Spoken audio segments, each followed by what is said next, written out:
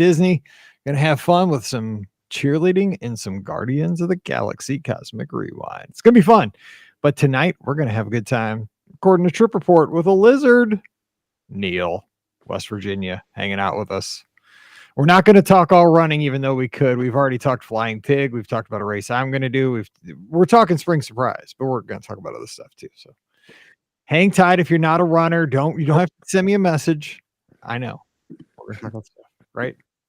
Yeah. Oh, is that a Figment popcorn bucket behind you? It is. It is. Dude, I just saw that. That's a flex. That's pretty sweet. You better watch it. Alfred will want that. He's going to jump in here any second and ask for that thing. Here he comes. Here it comes. There's Caleb. All right, let's see here. And of course, the neighbor right on schedule starts cutting the grass in the backyard. I'm not kidding.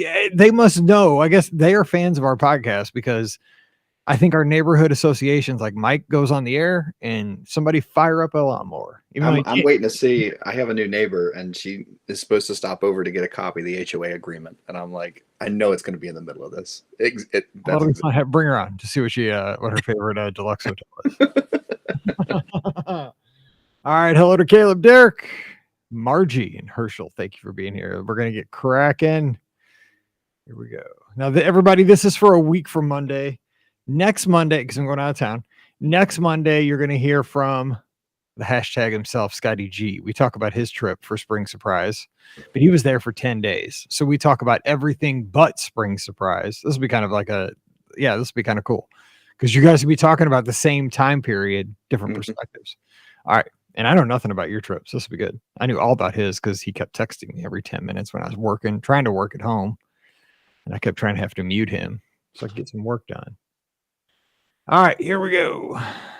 2083. I gotta put my phone on Do Not Disturb because as soon as I do that, glad you said that. I'll do the same. Somebody will text. All right, here we go. Welcome to episode 2083 of the Be Our Guest Walt Disney World Trip Planning Podcast. I'm your host, Mike Rallman from BeOurGuestPodcast.com and one of the senior agents over at the Magic for Less Travel.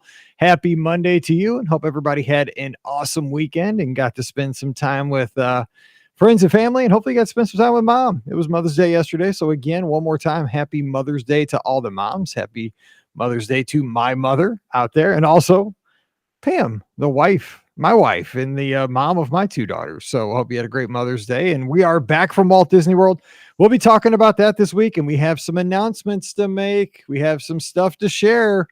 Big news in the podcast family. Get ready to sail here soon. We're going to have some breaking news here this week. So stay tuned. Watch the social media. Listen to Wednesday's podcast. We're going to have lots going on. But today, it's Monday. It's Trip Report time. And we're headed out to the part of the country where actually my grandparents hailed from.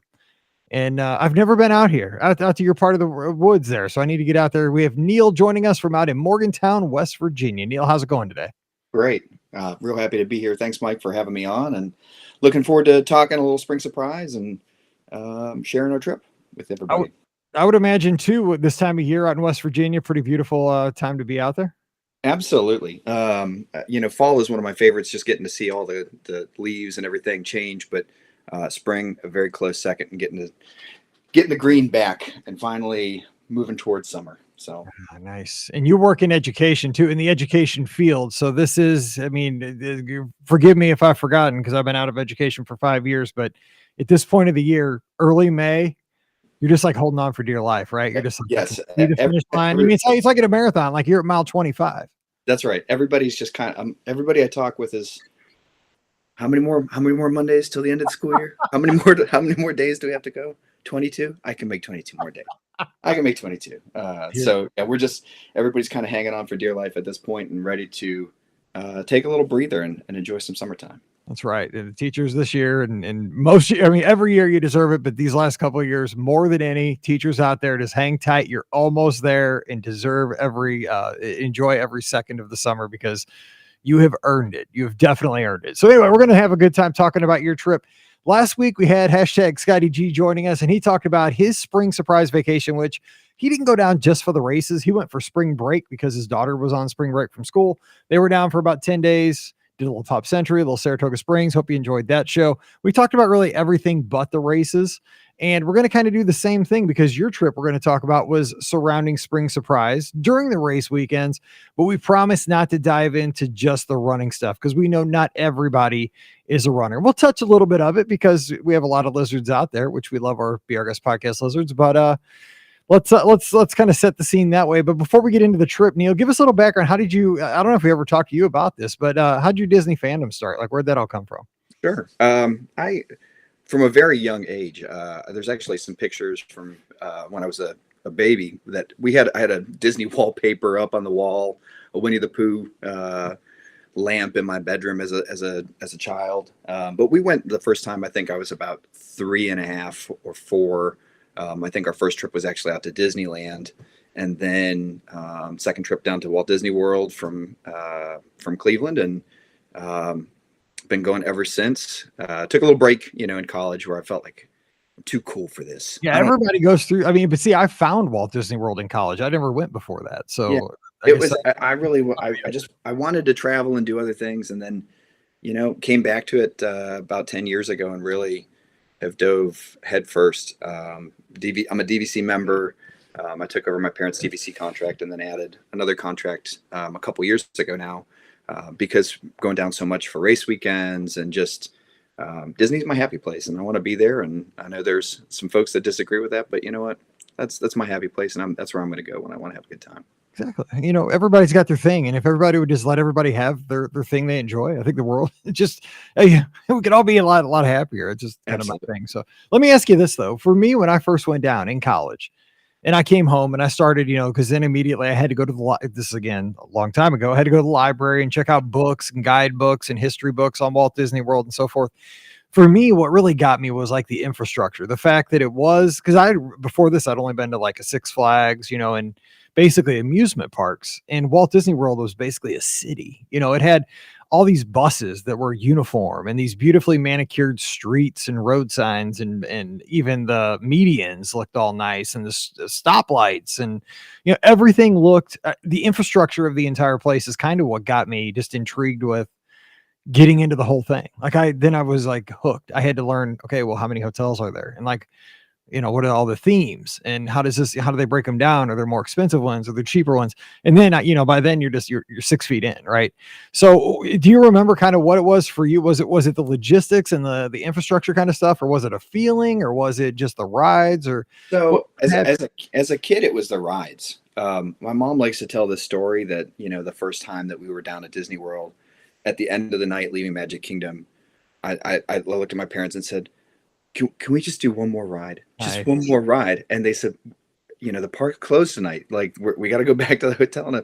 But one more ride, just one more ride. And then they're like, no, we're coming back tomorrow. Like, oh, okay, cool. Like it was the rides as a kid. And now, it's kind of everything. I mean, it's the nostalgia, it's the family memories, it's the infrastructure, it's getting to, I like to just explore it just in general. And so I've been making my way through the different hotels and trying to stay at every one and, have the Disney bucket list and work my way down through the bucket list. And there's just so much about it that I really do just love.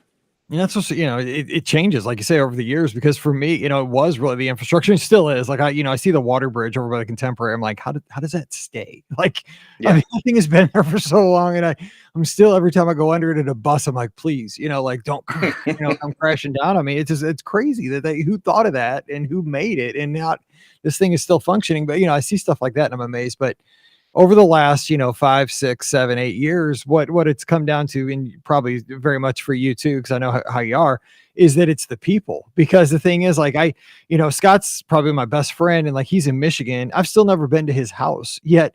We have hung out so many times, but we always meet at Walt Disney World, or we meet on a cruise or something like that. We've met in Chicago a couple times, and every time I go to Walt Disney World now, because of the podcast and because of the running squad, you always run into somebody and you get to, have a drink, or you get to, go have a meal or just share a couple rides.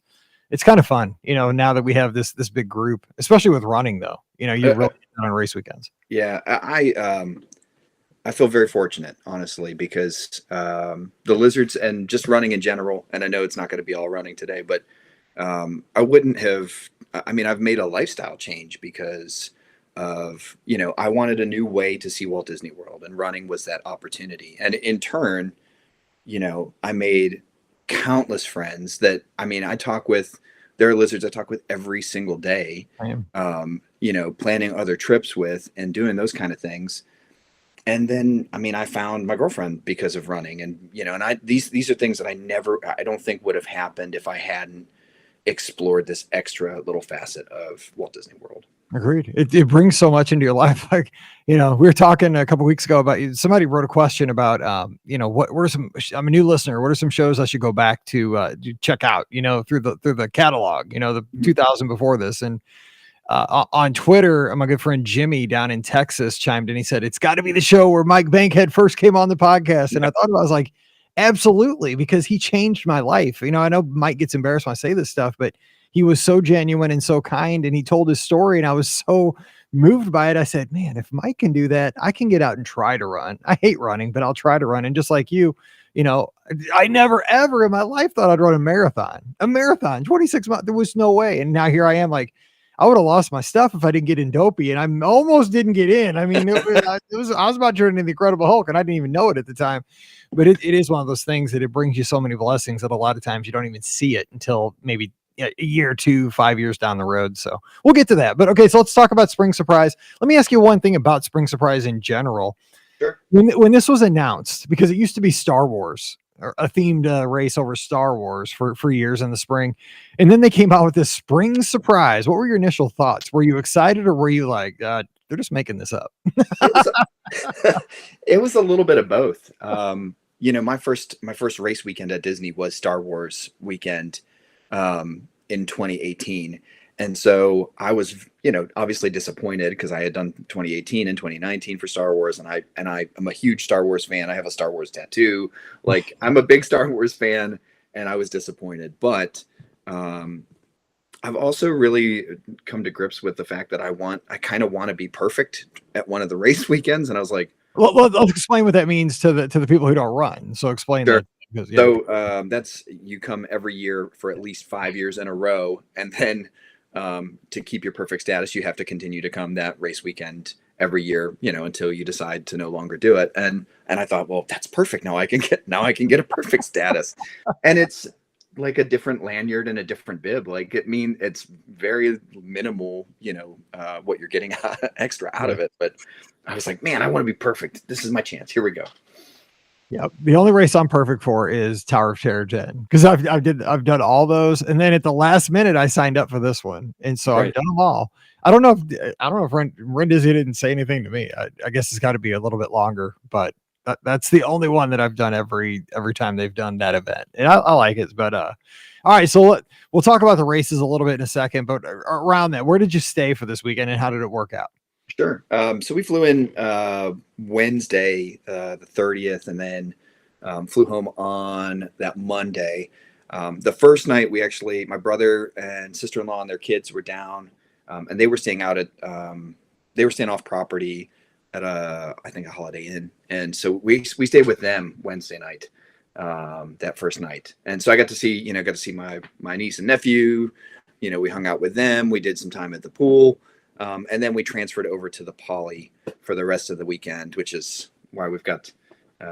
Very nice. So wait, the Holiday Inn to the Poly? Okay, so we're recording this one a little bit early, by the way.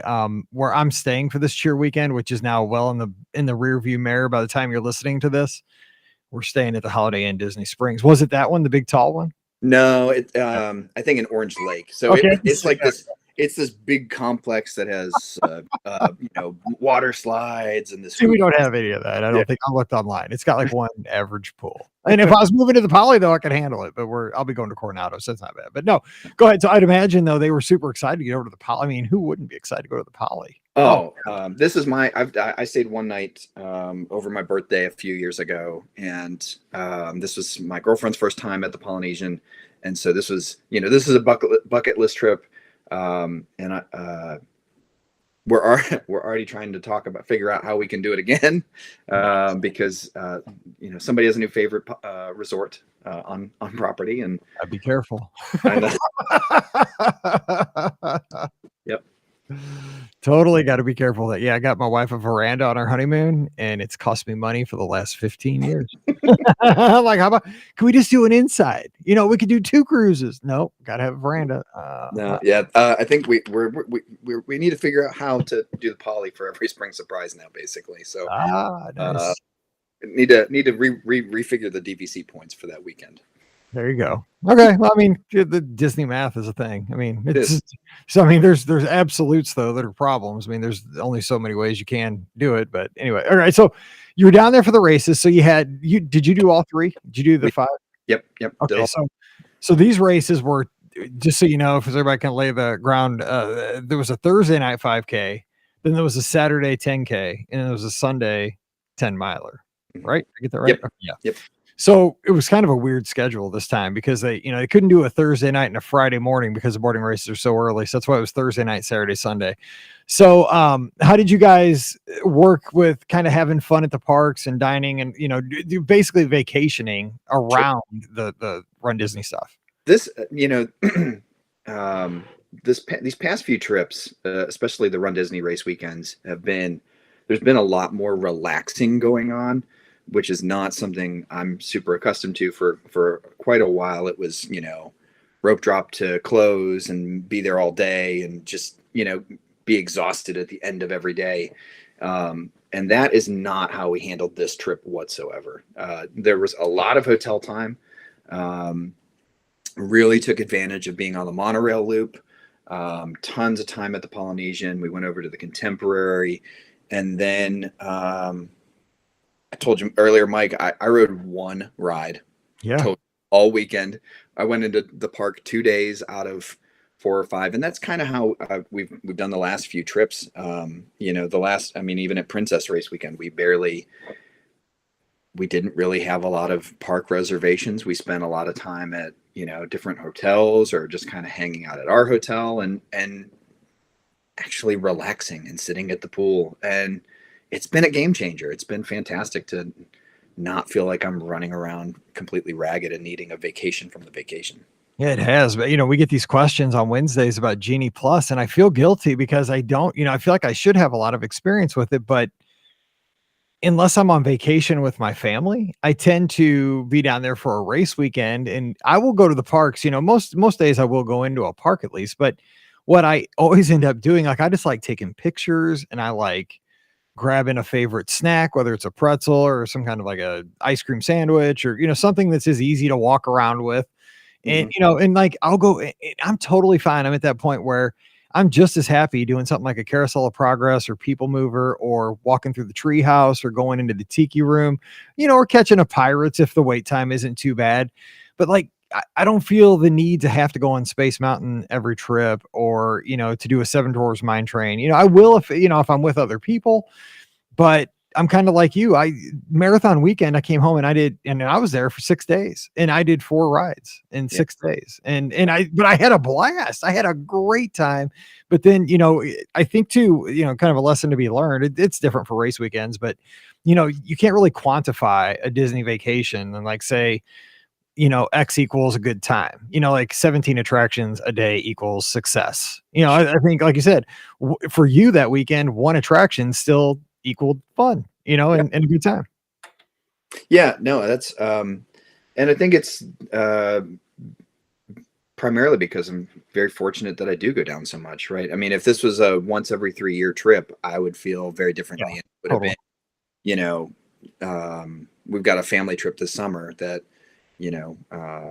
everybody's going. And so we're going to try and do as much as we can during that trip. And, we're going to tour differently and that's fine. But if I can just kind of hang out and if I don't get on a ride, I know, what, I'll be back in a few months or, later next year or what have you. And, when I get to it, I'll get to it. I didn't get in for the Guardians, preview, but I know I'm going in July, so I know I'm going to ride it then, and that's a priority for that trip. It'll be exactly the same. People freak out about that, but that ride will be exactly the same come December. It'll still be the same. It's a ride. It'll be great. It'll be fine because it's going to be your first ride, whether it's in May, July, October. It's still your first time. So yeah, I tried. Not that I didn't try to get down there for it, but I had an eye doctor appointment and I couldn't see my phone, so that didn't help. You're like, no. They just dilated my eyes, and I'm like, no, I can't read any of Gotta this. be kidding me. Oh my gosh, that should be a meme. Oh, that's too funny. Okay, so let me ask you this real quick about the Polynesian, then we'll kind of move on to some other stuff. So did it meet your expectation? I mean, because like I've only stayed there once, like years ago before a cruise one night. Don't even really remember it. Because it was like it was a long story, but I just think my expectations for a place like the Polynesian or the Contemporary are so high at this point, it would be hard to meet them. Yeah. Because I put it up on such a pedestal, like it's the like I even say it like that. It's the Polynesian. So was it what you were? I mean, obviously you say you want to go back, you're trying to make it happen. So was there something special, like a special memory, something that really stood out to you guys? Yeah, I think so the first time that I'd stayed at the Polynesian was I did one night on my birthday 2 years ago, right? And that was right when right after the parks had reopened, so only DVC was open at the Poly, and it was honestly it was kind of eerie walking around where only two of the buildings were lit up and everything else except for the Grand Ceremonial House was closed.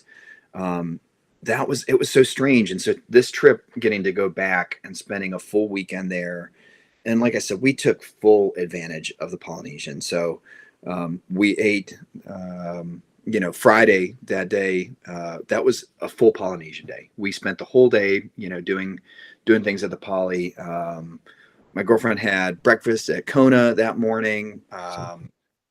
I came back from golf and we spent the afternoon at the pool. We had lapu lapus.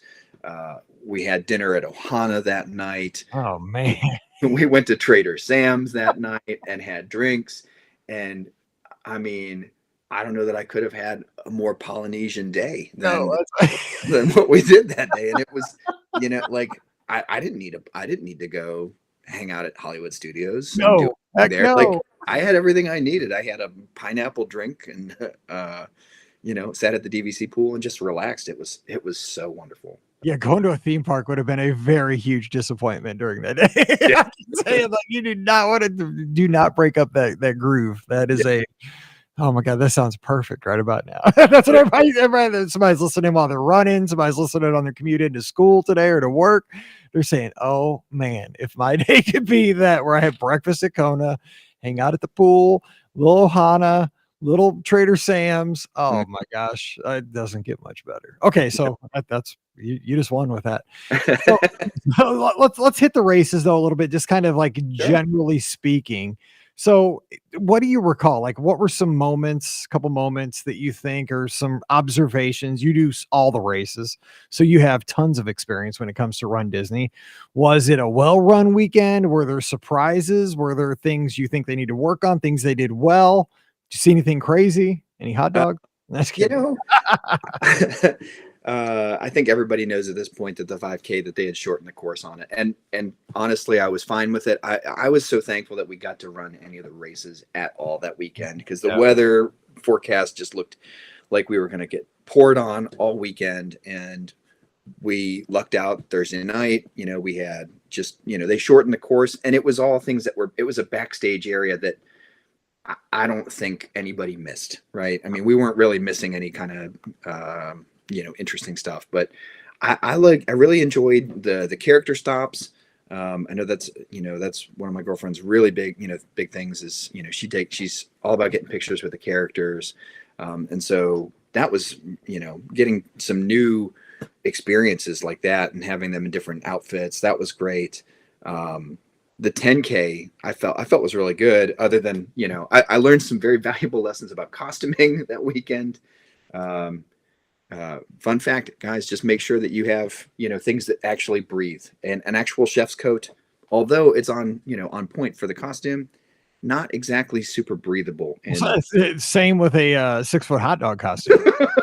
2 miles in, I thought I said I'm committed to this costume. I'm either going to die before I hit the finish line at 6.2 or I'm going to get a dang good finish line photo. Yeah, the comment at one of the character stops was, your face is as red as the Sebastian on your tray right now. Yes, I can see that. Yeah. Yeah. We just need to finish, and I can get out of the costume and be fine. But It was humid that day. It was that morning. You could see the air that morning. It was so thick. It was like foggy. it always is that race weekend. Every time in April for Star Wars, it has always just been humid and hot and so I've learned some valuable lessons about costuming. That's something I will definitely take from that. And those were all races. I mean, Everest and the 10 miler were two of the races that I really, they were done before I started Run Disney. And they were things that I kept saying, man, I wish they would bring those back. I wish they would bring those back. And so finally getting to run those races was, it was really worthwhile, and getting to do it with friends was even better. Yeah, good courses too. Really, really strong. I really loved the courses. You know, it felt like we were doing a lot of backwards coursework from what we normally do, but having a night race, that was my first night race, and getting to run through Pandora again at night when it was dark, so awesome. And just the courses were just fantastic. I was very, very pleased with those. Yeah, and there's just an energy, I think, since we've returned from the restart from COVID, is that I think that is a running community, and you see this with the Walt Disney World fans too. You know, the hardcore fans, all of us that go down and vacation at Walt Disney World. I think we just all have a little bit more gratitude that we get to be there. You know, we definitely see that because we have the race announcers like Carissa and Pelkey and Riley and the others, that are up there, and they kind of rally for us. They bring up the points that we're all kind of thinking, and we can all like really rally around that. But I think, as just a Disney community, as fans of the property of Walt Disney World, of the vacations that we get to have, I think we all kind of feel that, coming out of this, like things are improved. Things aren't perfect. Definitely. There's a lot of stuff going on that we could make better, but it's a lot better than it was, say, May of 2020, when those parks were sitting totally empty. You couldn't go there at all. We'd have begged for this, so got to be grateful for what you have. Absolutely. It's I don't know if you've seen the video, but it's people that are like, runners in 2021, like, please, I would run Blizzard Beach. Like, I'd do it. I'd run the out of Blizzard Beach like 40 times. It doesn't matter. And then it was like, trying to sign up in 2022. Like, I can't believe I was inconvenienced. Like, Yeah. That's true. That's true. How quickly it changes. All right. So let's talk a little dining. You mentioned that you guys had a nice meal at Kona, Ohana. Oh my gosh, two of my favorite places. Do you have any other nice meals while you're down there, or even we I'm trying to see here. Thursday night, before the race, we just did a mobile order at Captain Cook's, and actually got some of the noodles and a couple other things to kind of nosh on before the 5K, because that time period, it's hard to find a right time to eat before. Right. Yes. Because I used to do those night races because they used to do the half marathon at night, and that was super rough because back then I didn't run as much, and like you wanted to have I run on an empty stomach in the mornings when I run my marathons, not the full marathon, but the half marathon, I run an empty stomach. Yeah. I don't want to get sick. And, they give you stuff along the way if you need it, the goos and stuff like that, which I'm not a fan of those, but if you need something, you'll have something. But like back then I didn't know what I was doing. I never really trained. And so, you're at Walt Disney World, you want to eat something good, but I mean, the race started like at 10:30 at night. So you're thinking, do I have dinner? Don't have a salad. I mean, what do I eat? I had no clue. That's a super point for these night races, if they still continue to have them every once in a while. Yeah. We tried to eat by like 5:30 or 6 that night, so that everything kind of settled before, since it started at 10. And then if we, wanted to, we could snack on a few little things prior to the race. Friday was all the food at Polly. Saturday, we met some friends after the 10K, and we had breakfast over at Steakhouse 71, which is our second time having breakfast over there, and it's so good. I was looking at the menu again today while I was kind of refreshing my memory. Not that it's been that long, but refreshing my memory on what we had, and I didn't see it on the menu anymore. It's called Walt's Feast, and it's a little bit of everything. It's a Mickey waffle, it's a eggs Benedict, it's bacon, it's sausage, it's grits. Like, I mean, it was everything on the plate. And after running that 10K, especially in the heat and the humidity, oh my God, there was nothing left. I needed it. every bit of that. Yeah, Food. Ricky just went there and had that exact same thing. She was talking about that on the show last week, and yeah, I was thinking, man, that is made for me because that sounds exactly like. I mean, basically, it's like the bounty platter plus, but fancy. You know, it's like what they give you at Pop Century in the little cardboard box, but you're at Steakhouse 71, so it's all going to be nice and Right. Saturday night we met up with a good friend of the pod. You might know him. His name's Scott Gardner. I've heard of him. Yeah, I think he's been on here once, maybe twice. Maybe twice. We met up with the Gardners and with Beth, and we had dinner at California Grill. Right, I saw the fancy pictures. I was yeah, I remember that. Yeah, nice dinner. So that was pretty great. That was our first time at California Grill, and of course it had poured with rain that day, and in the afternoon. So the view wasn't 100% what you would normally get, but it was still pretty impressive to walk out there and get to see, everything across Bay Lake and see, the kingdom from there. Now you'd been to California Grill before, correct? Because no, that was my first time too. Yeah. So what are your thoughts, like the food and I mean the atmosphere up there? I've been up there and it's beautiful. I mean, I've been there for some events, just never for a meal. I would like to go. I'd like to go back some more, but I would honestly kind of like to do not the prefix menu. Okay. That's what Scott says too, and he goes there all the time. Like he's like a season pass like California Grill guy. Like he's all in. I still think that value for your dollar. It's still probably pretty good. Dessert wise, you're not. I mean, I think I got a creme brulee, and it was very good. It wasn't large. I mean, and Allie got the 5 different tasting bites, which it's not a lot, but it was great food. It was just, I think a lot of it you're paying for the ambiance as well. Yeah. That's I don't know when I'm there because I'm there by myself for all these race weekends, and I'm just not going to go to a fancy place. You just can't do that when your wife's back home. So the next night, like Scott and all them, they went to Space 220. So I went over to the got fish and chips because that way, when my wife called, I'm like, I'm just having fish and chips sitting on a curb. I don't know. We must have just missed you because we had dinner that night at over at the Rose and Crown, which is something that we, as a family, we always went to Rose and Crown. My dad grew up in England, and so, for him it was like a taste, a little bit of home, and I have a lot of memories of him being like, let's go to the Chippy and like let's go stand at the fish and chip stand and get some food like that. But we had a Scotch egg and some. I think I got the fish and chips, and Allie got the shepherd's pie. And just hung out at Rose and Crown. We did a lot of snacking too through Flower and Garden Sunday and Monday rather. We did all kinds of different, the arepas, the breakfast foods over near Test Track that are there. I'm trying to think some other, we did a lot of snacking though around Flower and Garden, and just excellent booths again, and I love being there at Flower and Garden, getting to see Epcot in all its glory with all of the beautiful flowers. Yeah. It's going to get there. Like it's still a mess up in the old Future World, but they put lipstick on a pig right now. It's a mess, but they can make it look good in the parts where they're not doing the construction. It's very beautiful, with all the beautiful colors there. And when the monorail goes by, thank God the monorail's running again, because that just adds, definitely makes it look more Epcot than it used to.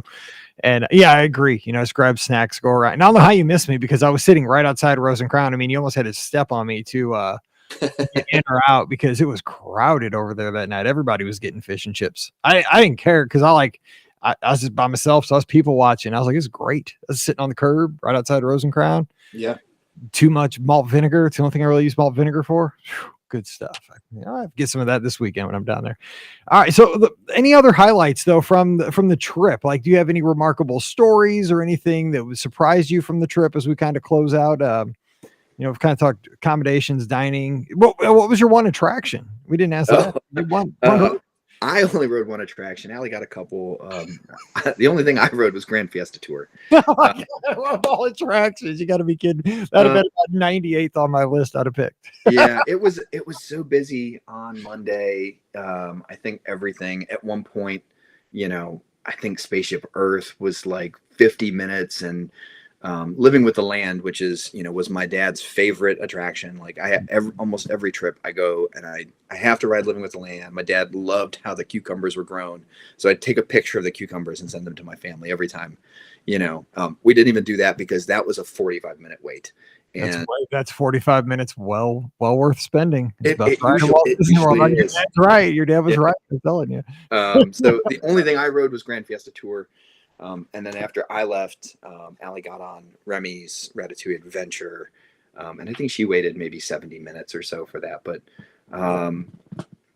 golf, we got to golf with Scott and with some of the other lizards Friday morning. We weren't sure if that was going to happen either because of the weather, but the course was very wet. And Lake Buena Vista is such a good time. That was a lot of fun to get out there. And really, I haven't played that course in probably 6 or 8 years. So it was nice to get out there and do that again. We went live a few times on Instagram. I, of course, put a ball right in the water as soon as we went live. I've only been playing golf for like almost 30 years of my life. And, of course I can't, I put a ball right in the water as soon as the camera's on me. So that was fun. It's pressure, man. It's pressure. Let me ask you something, because listener Bev, who I talk to all the time, we email back and forth a few times a week. Love her. And she had a question for Scott actually about golfing at Walt Disney World. And I haven't had Scott on a listener question show since she emailed me because of how schedules have worked with my trip and stuff. But I can ask you. So she wanted Scott to address the best golf course at Walt Disney World in his opinion. And of course, now you have the Palm Magnolia and Lake Buena Vista, the only three, other than like you can play the 9-hole walking course over at Oak Trail. But I mean, right now the Magnolia, I think, is going down for an extended reworking. So really you're gonna be down to the Palm. And I played the Palm, that one, and I've played both of those, and I'm not a golfer. I'm not. But I mean, Lake Buena Vista is like head and shoulders as far as like golfing best, right? I mean, it's the newest one. It's just, it seems more fun. Yeah, I like Lake Buena Vista. It's a very good course. And if they ever, they have part of what they were doing before. They used to do the Sunrise 9 and the Sunset 9. I think the Sunset 9 is the only thing that's still available. And I said it, I know I said it on the call-in show one time. It is one of the best deals on property. It's I think $35. You get 9 holes. You get a breakfast sandwich. You get a cup of coffee or an orange juice, and then I think you get if you so choose, an alcoholic beverage. At the end of your round for $35. Yeah, that's crazy. You cannot beat that price. It's 100, I think about 100 or 110 right now for 18 holes, and then if you rent clubs, it's about $50. So you're looking at about $160 if you do 18 with a club rental. That includes your cart. They give you, if you do 18 holes, you get 6 free golf balls with it. Who is playing those golf courses at Walt Disney World with 6 balls? That's I'm done with those by the second hole. They're in the water, they're in the woods. We brought, Scott and I both brought some extra golf balls. And, I'm very glad that we did, because there were not anywhere near as many left over at the end of that round. But that was a lot, it was a lot of fun. Scott and I've talked about golfing for quite a long time, and just, I text each other pictures from the golf course. So it is something that I was glad that we got to do. I know there are a lot of folks that were disappointed, and I was disappointed too, that we didn't get a chance to do the mini golf.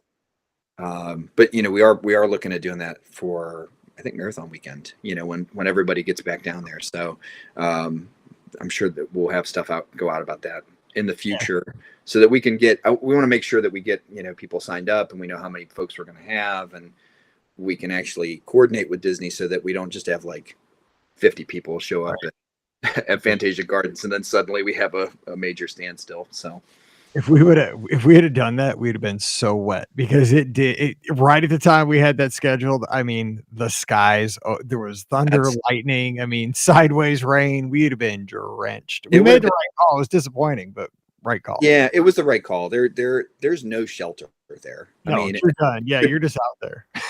You could, I guess you could run to Swan and Dolphin or that Dolphin Reserve, but we made the right call. It was just, I know there were some folks that were disappointed, but rest assured, it is something that we're looking at bringing back in the future. And But I'm looking through my notes here. Yeah, Tambu Lounge. We did some Tambu Lounge.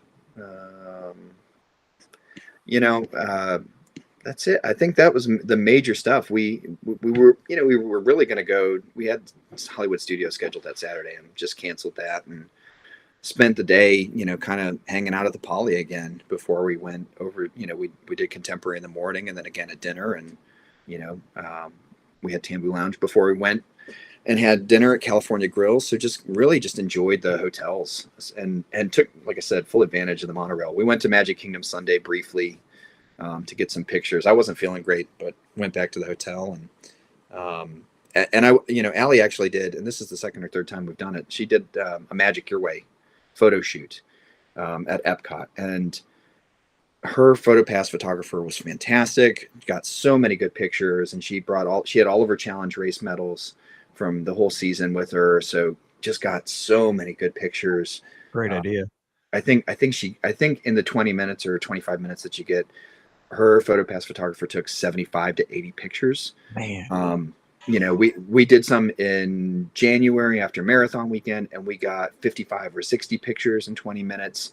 Like if you want to commemorate a great race weekend or just any weekend in general, it's something that I think folks should really look into, because you're going to get your money's worth. You're going to get great pictures, and you're going to have, a one-on-one photographer with you for an extended period of time.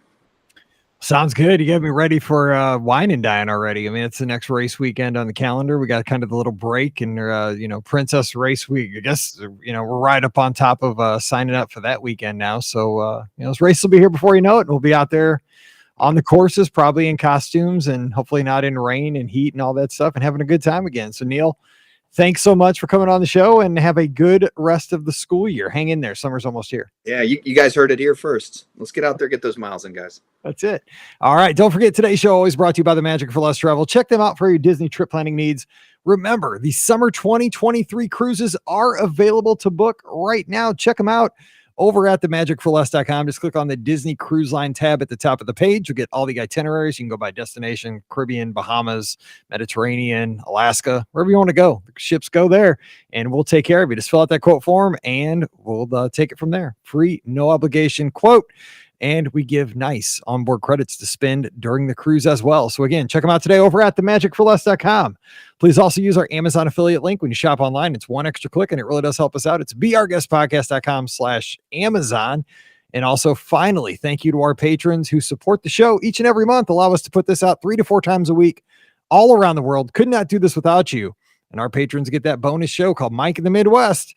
If you'd like to join us, come on over to patreon.com/Be Our Guest Podcast. Give me a follow on the social media. I'm at Be Our Guest Mike on Instagram and Twitter. Subscribe to the show on Facebook and YouTube so you'll know every time we go live.